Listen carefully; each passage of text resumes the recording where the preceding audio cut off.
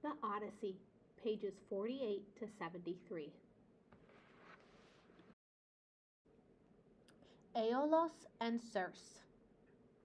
Odysseus had no idea how much grief and suffering would come from his careless boast to Polyphemus.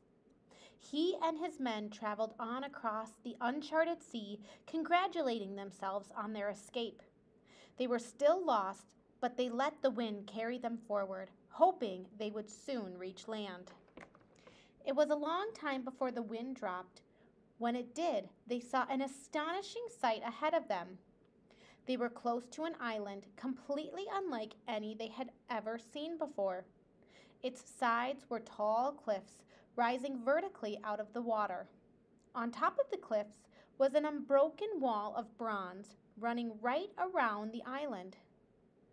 The sailors stared up at it in astonishment, and as they stared, they realized something even more amazing.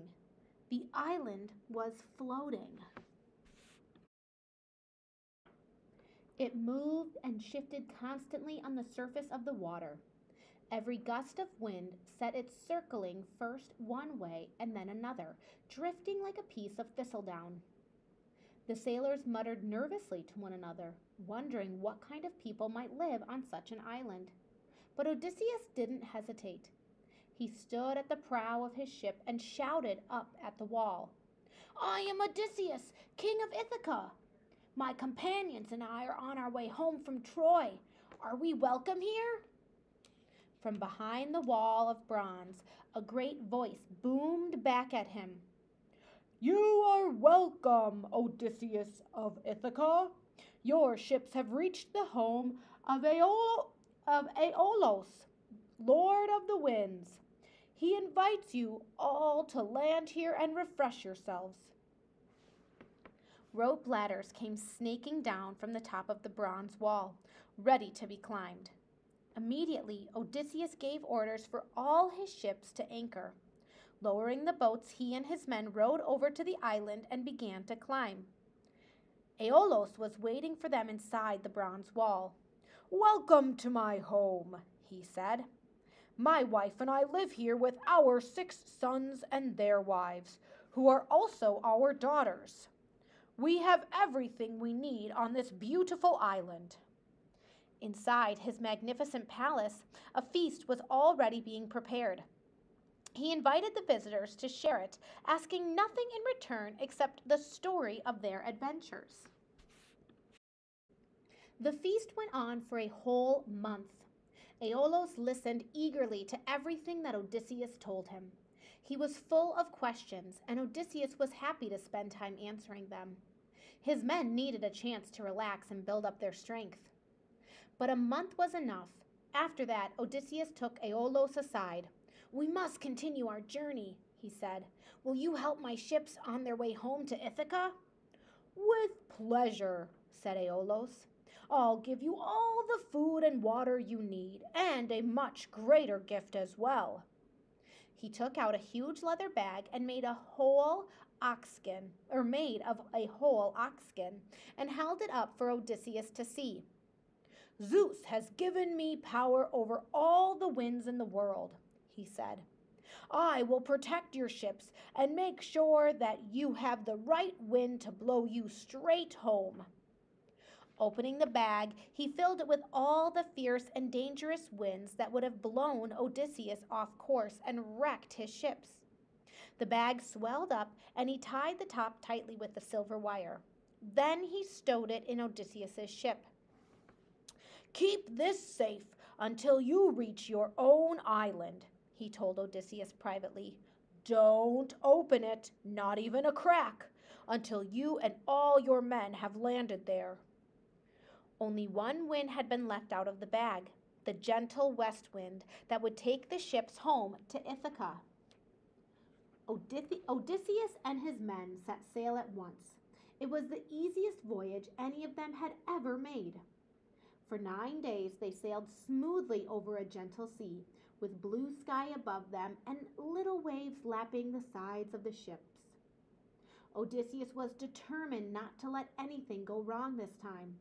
He insisted on steering his own ship all the way without resting or sleeping. On the 10th day, as the sun rose, they saw the rocky shape of Ithaca ahead of them on the horizon. Soon they were close enough to make out the glimmer of fires on the shore. They started to look forward to kissing their wives and hugging their children before the day was over. But Odysseus was exhausted. He hadn't slept at all for 9 days and nights. By the time the coast of Ithaca appeared, he was so tired that he couldn't keep his eyes open. Sinking down onto the deck, he fell fast asleep where he was, right beside the bulging oxhide bag that Aeolus had given him. For 9 days, the sailors had been looking at the bag and wondering what was inside. Now they began to whisper about it. "It's a great treasure," said one, "and Odysseus means to keep it all for himself." "That's not fair," said another. "We've been his companions all the way, and what have we got to give our wives? Nothing." The rest of them began to grumble too. "He should share it with us. We've all suffered together." "Why should he grab everything? Let's take a look in the bag." Without waking Odysseus, they hauled the huge swollen skin out of its hiding place. They twisted the wire that tied it shut and opened the neck of the bag. And all the wild winds in the world came raging out around them. Tornadoes and tempests tore into their sails. Gales and hurricanes drove the ships backwards, flinging the sailors headlong onto the deck. They clung desperately to ropes and spars to stop themselves from being swept overboard, watching in despair as the coast of Ithaca disappeared over the horizon. In the middle of this whirling storm, Odysseus woke up. Immediately he guessed what had happened, and all his hopes of seeing Penelope and Telemachus were ripped away. He was on the verge of throwing himself overboard. What was the point of struggling on? Why not just give up and drown? The temptation was strong, but his longing for Ithaca was even stronger. He curled up into a ball, pulling his cloak right over his head. Closing his eyes, he set himself to endure the storm and the bitter disappointment. After a long time, the winds blew themselves out and the waves died down. Lifting his head, Odysseus realized where they were. They had been blown all the way back to the floating island of Aeolus. Maybe that was a piece of good luck. Would Aeolus help them again? For a second time, Odysseus called up at the bronze wall above the cliffs. But Aeolus was not welcoming this time. When he heard what had happened, he reacted with cold fury. "Get away from my island," he shouted. "The gods obviously detest you. I am not going to help a man they hate. Go away and never come back." Odysseus and his men hoisted their sails, swamped by despair. What fate was in store for them now? Would they ever see their homes again? Back on Ithaca, Penelope was desperate for news. She questioned every traveler who arrived on the island, but no one could tell her anything about Odysseus. All she could do was go on waiting faithfully. While she waited, Telemachus was growing up. She talked to him constantly about his father, telling him what a clever, good man Odysseus was. "One day you'll see that for yourself," she said. "One day he'll come back." Other people weren't so sure. Men were beginning to look at Penelope and see how beautiful she was. "It's a waste," they muttered to one another. "A waste for a woman like that to wither away on her own. She should choose another husband." Far away from Ithaca, Odysseus and his men sailed on across the unknown empty sea. As they sailed, they noticed the nights growing shorter and the days growing longer and longer and longer. Finally, they reached a land where there was no night at all. Sunrise followed straight after sunset. As soon as the evening light started to fade, Dawn stretched her rosy fingers across the sky, turning it pink, and up came the sun again, not leaving any time for sleep and rest. They had come to the land of the Lestrygonians. If Odysseus had known what kind of people lived there, he would have ordered his sailors to row as hard as they could. He would have sent his ships racing away from shore. But he didn't know. All he saw was a safe harbor out of reach of the sea. It was formed by two long headlands curving around towards each other until they almost met. Their steep cliffs enclosed a circle of calm water large enough for all 12 of Odysseus's ships to anchor side by side. 11 of the ships sailed straight through the narrow gap between the headlands into the calm waters of the harbor. But something held Odysseus back. He didn't understand why he was reluctant to follow the other ships, but he obeyed his instinct. Staying outside the harbor, he moored his ship to a rock at the end of one of the headlands. He then clambered ashore and climbed up the hill to take a look inland. There were no buildings in sight, no fields, no houses, no cattle. The only sign of any inhabitants was a single wisp of smoke. He called 3 men ashore to join him. "Go and look for food and fresh water," he said, "and find out if there are any people living here." The men set off at once, following a broad track that ran down from the hills. They hadn't gone far before they reached a spring of water. A large, strong girl was kneeling beside the spring, filling a jar. They greeted her politely and asked her where they were. "You are in the land of my father, King Antiphates," she said. "He lives down there." She stood up eagerly, pointing out her father's palace. They were startled by how big she was. She towered over all 3 of them, but she seemed friendly enough, so they went on toward the palace. It was a large, high building at the bottom of the hill, with a small town clustered around it. When they entered the palace courtyard, Antiphate's wife came out to meet them.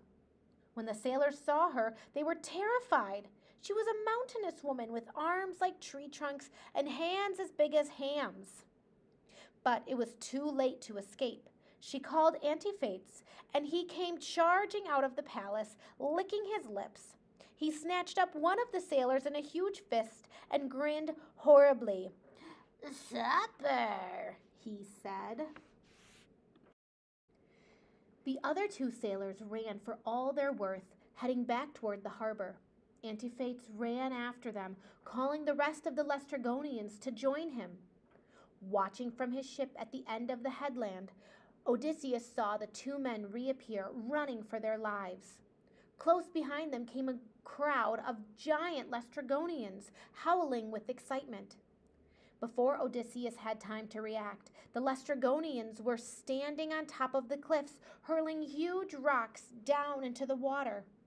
The 11 ships in the harbor splintered into pieces. Groaning and screaming, the injured sailors were thrown into the sea. At once, the Lestrygonians slithered down the cliffs and waded into the water. They began to spear the drowning men as though they were fish. There was no way of stopping the slaughter. All Odysseus could do was look after the men on his own ship. He drew his sword and sliced through the mooring rope, yelling at the top of his voice, "Row! Row for your lives!" Sobbing with grief and shock, the sailors pulled away from the hateful shore. The terrible screams of their comrades echoed in their ears. They did not stop rowing for a second until the land of the Lestrygonians had disappeared and they were all out in the wide, clean sea. They had saved their own lives, but the other ships were lost with all their crews. Odysseus had left Troy with 12 ships full of heroes heading back to Ithaca. Now there was only one ship left, and its sailors were weary and desperate and far from home. The long ship limped across the sea, going wherever the current took it. The sailors were too shaken to care where they went. When they reached land at last, there was none of the usual cheering or celebration.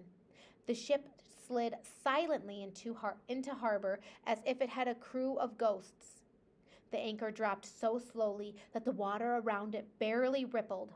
When the sailors went ashore, they just lay on the beach for 2 days, so exhausted they couldn't move. On the third day, Odysseus took his sword and spear and went off to explore. Scrambling up a hill, he saw that they were on a low, wooded island thickly covered with trees and oak scrub. The only open space was a clearing in the middle distance. Most of it was hidden behind tall trees, but he could see curls of reddish smoke between the branches. Obviously, someone lived there. He went back to the beach to collect his companions. "We need to find people who can tell us where we are," he said. "I've seen some smoke." Until he mentioned smoke, the sailors had been numb with shock. Now they remembered the last wisps of smoke he'd spotted, and they began to relive the horrors they had seen in the land of the Laestrygonians. Men who had faced battles without flinching started to sob and wail, grieving for their dead comrades. "We can't stay here," they cried, "or we'll meet more monsters." "How can we go?" said Odysseus. "We're completely lost. We have to find someone to tell us the way to Ithaca, otherwise we'll die without reaching home." The men went on wailing and protesting, but Odysseus wouldn't listen. He divided them into 2 groups, one led by himself and the other by his mate, Eurycles. They drew lots to decide which group should go inland to explore, and Eurycles' group was chosen. Still weeping, they set off into the forest, and Odysseus and the others settled down to wait for them. There was no path to the clearing, so Eurycles and his men had to cut their way through tangled undergrowth. Every time they heard a noise, Eurycles insisted on stopping to look around. It was a long, slow journey. Finally, they saw the open space ahead of them through the trees. They cut their way to the edge of the space and found themselves gazing at a fine stone house built in the very center of the clearing. There was no one in sight. Cautiously, they took a step forward out of the trees. At once, dark shapes raced out from behind the building. The sailors found themselves looking into open mouths with long, gleaming teeth. Wolves and lions! There was no time to run away. The men froze with fear, expecting to be torn to pieces by cruel fangs. Instead, the animals came crowding around them, nuzzling at their legs and licking their hands like tame dogs. Feeling as though they were in a dream, the sailors moved forward across the clearing. Then they heard someone singing. From inside the house came the clack of a shuttle and the sound of a woman's voice. The most beautiful voice they had ever heard. "Be careful," murmured Eurycles under his breath. No one listened to him. All the other men were mesmerized by the singing. "Is it a woman or a goddess?" said Polites. He lifted his head and called towards the house. "We are travelers who need help. Can you tell us where we are?" There was a pause. Then, out of the house came a woman with long, flowing hair. She stood in the doorway and smiled at the staring sailors. "Welcome," she said. "I am Circe. I can see that your journey has been long and exhausting. Come into my palace and eat with me and rest." Her voice was like music, and the sunlight glinted in her hair. "Be careful," Eurycles muttered. "Very careful." The others didn't even hear him. They were already walking into the house with their eyes on Circe's face, looking forward to the feast she had promised. Eurycles hesitated for a second. Then he stepped back into the shelter of the trees. Fixing his eyes on the house, he waited to see if his companions would return. Circe prepared a wonderful dish of cheese and barley meal and golden Pranamon wine. While it cooked, the sailors closed their eyes and breathed in the wonderful honey scent. They didn't see the drug that Circe dropped into the pot. When the barley meal was ready, she heaped it into bowls and set it on the long table in her banquet hall. "Eat," she said, "and be refreshed." It was delicious. The sailors ate it greedily, finishing every mouthful. As they ate, their memories of Ithaca faded away. They forgot their homes and their families. All they thought about was spooning the food into their mouths faster and faster and faster. Nothing else mattered. Guzzling down the barley meal, they changed from valiant men into pigs, shouted Circe fiercely. Her voice was not soft and welcoming now. She was holding a stick, and she beat them until they ran away from the table and out the back door of the house. "You are pigs, not men," she called after them. "Get off to the sty where you belong." When they were all in the pigsty, she bolted the door and flung in handfuls of coarse, dry acorns for them to eat. They grunted wretchedly and snuffled in the straw with their damp, ugly snouts. Though they had the bodies of pigs, their minds were still human. They wept as they ate the acorns. Odysseus and his group of sailors knew nothing about all this until Eurycles came running out of the forest. When they saw him, they were horrified. He was shaking all over and sobbing so hard that he couldn't speak. And he was on his own. "What happened to the others?" Odysseus said quickly. "Are they dead?" Eurycles couldn't speak. He just shuddered and covered his face with his hands. They sat him beside the fire and wrapped a cloak around his shoulders, and at last he calmed down enough to start talking. He described the house in the clearing and the beautiful singing. "I warned them to be careful," he said, "but when Circe invited them in, they didn't listen to me. They all followed her, and that was the last time I saw them." Odysseus frowned. "Didn't you look for them?" "Yes, I did," Eurycles said miserably. "After a long time, I crept over to the house and peered inside. The banquet hall was deserted, and the chairs were tumbled on the floor. Circe must have killed them all. Let's get away from here." "Not until we know what happened to our comrades," Odysseus said firmly. "Show me the way to Circe's house." Eurycles fell to his knees. "Please don't force me back to that terrible place.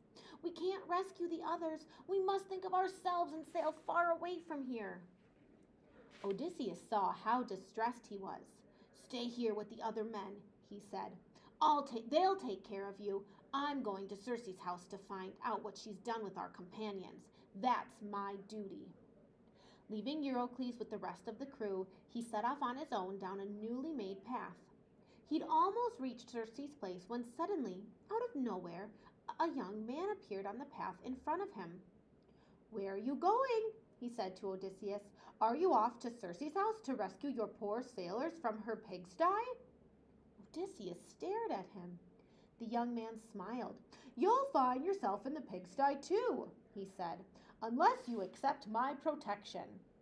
He reached out his hand, and Odysseus saw that he was holding a strange plant with a black root and a flower as white as milk. It was moly. No human being would have dared to dig up such a dangerous plant. Staring down at it, Odysseus knew that the young man in front of him was no mortal. He was Hermes, the giant killer and messenger of the gods. Odysseus bowed his head and listened carefully to the god's instructions.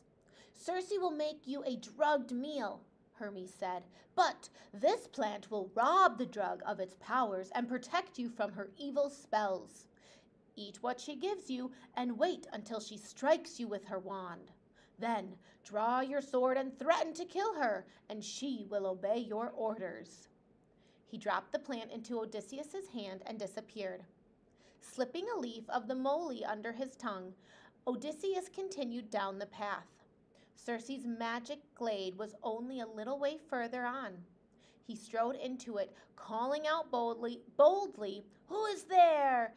Is there any welcome for a weary traveler?" Circe came through the polished doors of her house and looked at him across the clearing. Raising one white hand, she beckoned to him. Warily, Odysseus followed her into the house. She waved him toward a beautiful silver-studded chair and pulled up a stool for his feet. "Rest there," she said sweetly. "You must be tired after your journey. Let me prepare a drink to revive you." She went out and came back with a golden bowl in her hands. Odysseus put it to his lips, and she watched until he drank it all to the last drop. Then she lifted her stick and hit him on the shoulder. "Be off to the pigsty with your friends," she said scornfully. But Odysseus didn't change his shape as she was expecting. He still had the moly leaf under his tongue. Jumping up, he drew his sword and charged at her as though he meant to kill her. Circe shrieked and flung herself onto her knees. "Who are you? How could you drink my drug without being affected?" She clasped Odysseus's feet and burst into tears. In her terror, she was prepared to do anything to save her life. "Do you think I am beautiful? If you spare my life, I will be your lover and you will find me faithful and true. Put your sword down and be gentle." "How can I be gentle when my friends are in the pigsty?" Odysseus said curtly. "I won't put my sword away until you swear by all the gods not to harm anyone else." Circe swore it solemnly.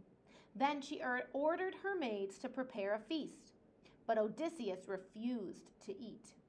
"How can I feast until my men are free? If you really want to win my heart, bring them here and undo your spell." Circe didn't hesitate. She went straight to the pigsty and unlocked the door. With her stick in her hand, she drove the pigs into the banquet hall. Then she smeared each of them with a magic ointment. One by one, she rubbed it all over their bristly skins.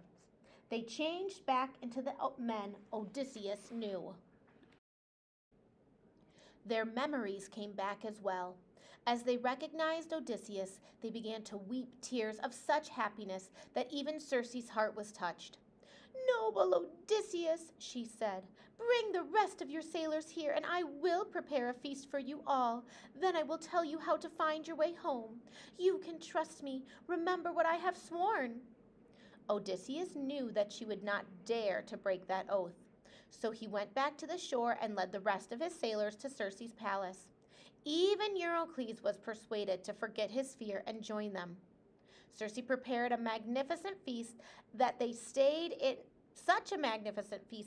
in her house for a whole year, recovering from their grief and exhaustion. They spent all the winter there, but when the long summer days came back, the sailors took Odysseus aside. "It's time to go home," they said. Odysseus knew they were right. At the end of that day's feasting, he went to Circe to remind her of her promise to help them. "We want to leave at once," he said. "Which is the way to Ithaca?" "It's not enough to know the right direction," Circe said gravely.